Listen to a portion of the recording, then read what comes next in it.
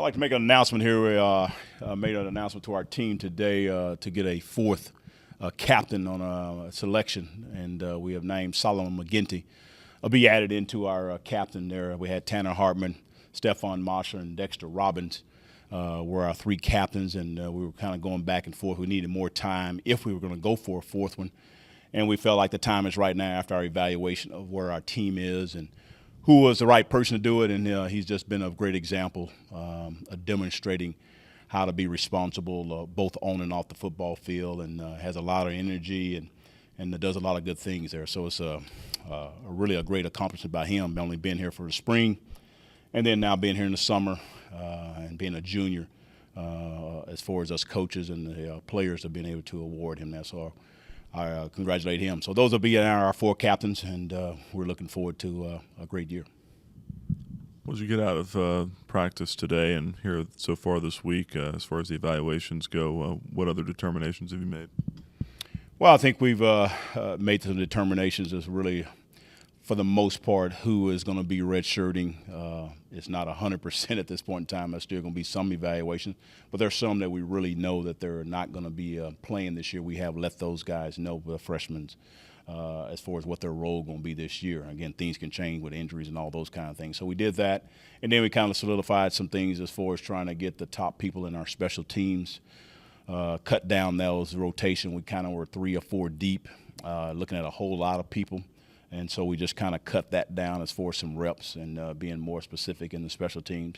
And then the same thing here, offensive and defensive, but there's still going to be some evaluation the end of this week and maybe early in next week as far as when you say who's first team, who's second team, and all that. There's still some positions that need to be determined as we move along. Who are the guys that won't be playing as freshmen, and then who are some of the true freshmen that will play? Well, I think probably maybe the E is kind of maybe choose the people that we're considering to play. Like I said, some of them we're still evaluating. Antonio Gandy Golden is a person that we're going to end up playing there on the offensive side of the ball. There's some offensive linemen. I think it's still to be determined. The possibilities of Damian Bounds is a guy that we're thinking about that maybe can play. Ethan Crawford is another guy as an offensive lineman that we're strongly considering as far as to play. You got on the defensive side of the ball, the Carlo Hamilton is going to play. We're also going to have Jimmy Fox Jr. is going to play as far as this year. And then you got some other guys that we're still somewhat deciding on, but I think the other guy we probably go with Michael Anderson on the defensive side. So those probably some people. Alex Probert definitely going to play for as far as our kicker and as far as that goes. So that's probably the brunt of it. But like I said, there could be 1 or 2 other little things that we're looking at as far as this week and the rest of next week. Special teams, can you elaborate a little bit on what you guys did there with the depth chart? Anyone in the return game specifically? Well, I think the only thing in the return game there, I think probably Damian King will probably be more involved in that. Zach Parker's still involved in some of those things. Frankie Hickson, a return guy, and probably going with Damian King and possibly Frankie Hickson as far as the kickoff return, and Damian being the main punt returner. Zach will probably get some reps. B.J. Farrell has been considered in the punt return game as far as those teams as returners. Hey, Coach, talk about Stephen Masha and what he brings to your team. Mm-hmm. Stephon is a very athletic guy. I think the first thing comes to mind that he knows how to uplift the other players around him by his play. He's a quiet person in general, but when he gets on the football field, his body language and all the things that he does, it uplifts the spirit and energy of our football team. So he's being able to run, he can be able to throw. He can be in the pocket, he can also be out of the pocket. So we're going to move him around all over the place and give him the best chance to be successful. Of course, we've heard a lot about the tempo and up-pace offense going on in Blacksburg, but you guys kind of mentioned that you guys are doing something in offseason also to try and move the pace. So is that thanks to Masha and his ability?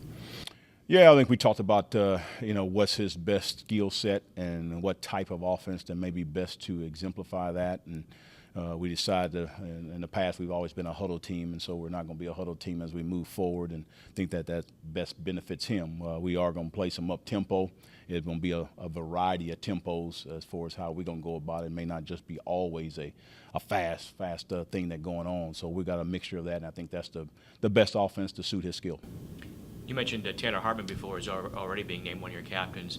What characteristics does Tanner have that kind of made him evident to be one of the captains this year? Well, I think he just does everything in the right way, on and off the field. He's a guy that's a really determined, hard worker. All those guys have that description of what they can do as far as hard work every day, both on the field and off the field.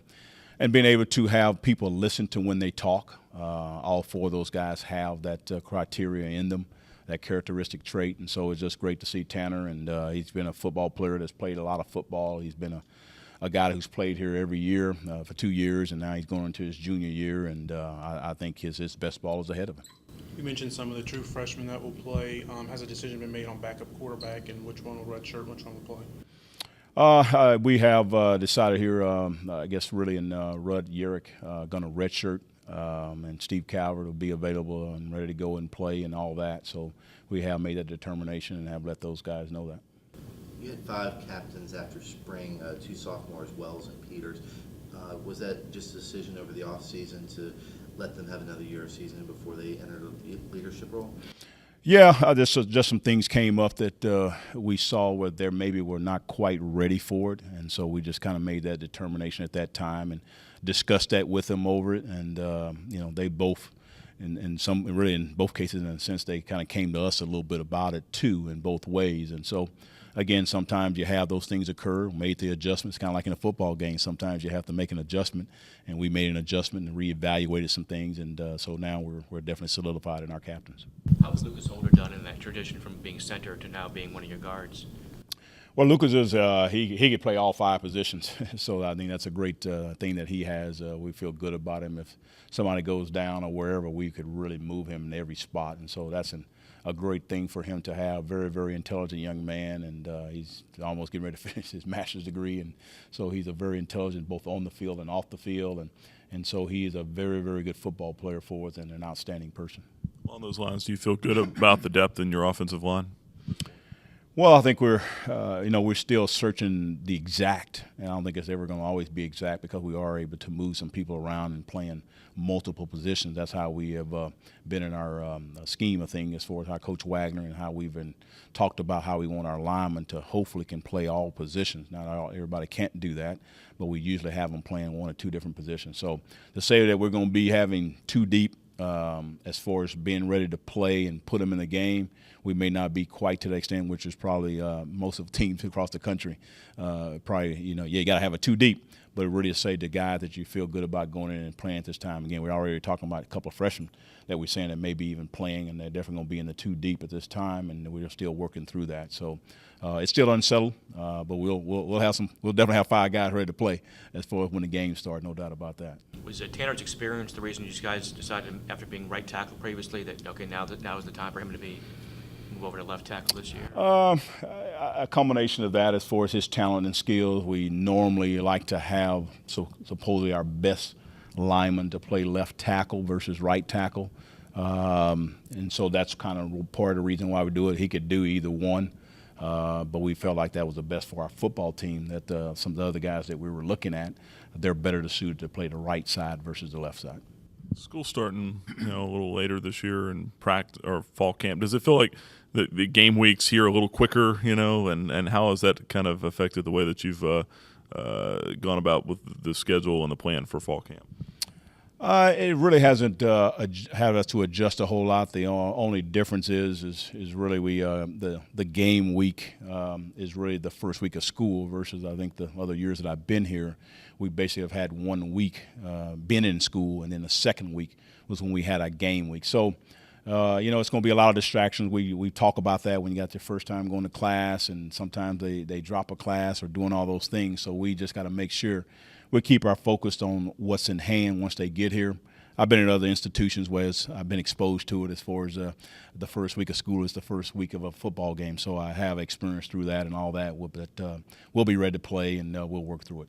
Have you found this month that playing Virginia Tech the first game has either raised the energy level of fall camp or the enthusiasm level or the sense of urgency with that first game being?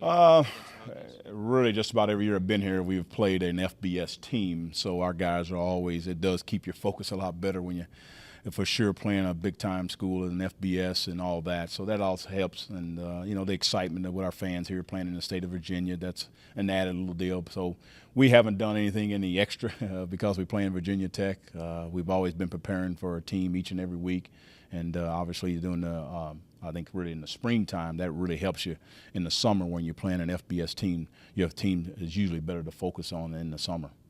And because you've beaten FBS teams before, is there a blueprint that you go, okay, I know what we need to do to stay in this game for 4 quarters, or to be competitive for 4 quarters and come away with a win? Is there, do you kind of look back on the previous good results you've had against FBS and kind of pattern that as the blueprint to follow this time around?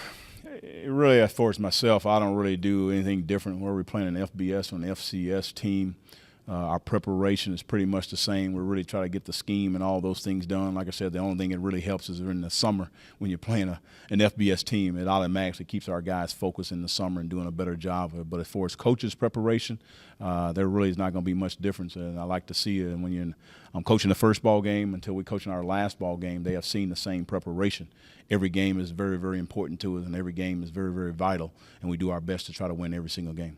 With filling out the depth chart, have you started focusing on game plan for Virginia Tech, or have you been focusing more on your team and getting the depth chart set before you transition into what your game plan will be? We've done both. Yesterday we did start preparation on Virginia Tech in every phase, offense, defense, and special teams. So we're definitely getting in some extra days as far as their preparation and getting our guys used to some of the schemes that they do, a little bit of preparations for us to put a game plan together, preliminary, and all that. So, yes, we definitely are involved now, somewhat of a game week preparation, not quite.